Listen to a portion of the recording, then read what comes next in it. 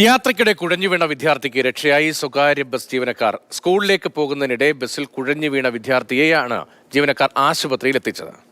ആശുപത്രിയിലേക്ക് service bus എത്തുന്നതിന്റെ ദൃശ്യങ്ങളാണ് പ്രേക്ഷകർ കാണുന്നത്. MS ലിഷോയുണ്ട്. ലിഷോയി, ഇരിങ്ങാലക്കുടയിൽ വെച്ചാണ് ഈ സംഭവം എന്ന് മനസ്സിലാക്കുന്നു. കുഞ്ഞിന് എന്ത് പറ്റിയതാണ്? ആരോഗ്യനില എങ്ങനെയുണ്ട്?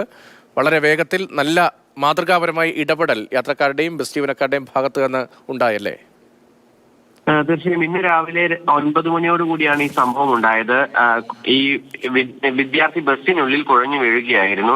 ഇരിങ്ങാലക്കുടയിൽ നിന്ന് മാളയിലേക്ക് വരികയായിരുന്ന മിഷാൽ എന്ന് പറയുന്ന ബസ്സിൽ വെച്ചാണ് ഈ സംഭവം. മാള പള്ളി എത്തിയപ്പോഴാണ് ഈ സ്നേഹഗിരി സ്കൂളിലെ വിദ്യാർത്ഥി ആദിത്യൻ കുഴഞ്ഞു വീണത്.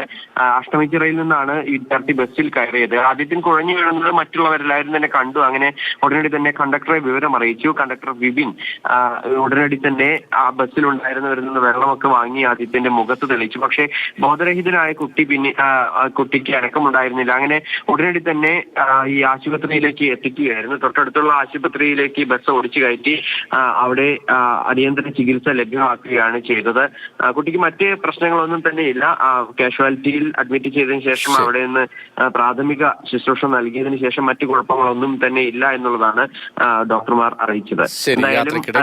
വിദ്യാർത്ഥിക്ക് ആരോഗ്യ പ്രശ്നങ്ങളില്ല. രക്ഷയായി മാറിയത് സ്വകാര്യ ബസ് ജീവനക്കാരാണ്. സ്കൂളിലേക്ക് പോകുന്നിടയിലാണ് കുഴഞ്ഞു വീണത്. ബസ് നേരെ ആശുപത്രിയിലേക്ക് കുട്ടിയുമായി എത്തുകയായിരുന്നു. MS ലിഷോയാണ് വിവരങ്ങൾ നൽകിയത്.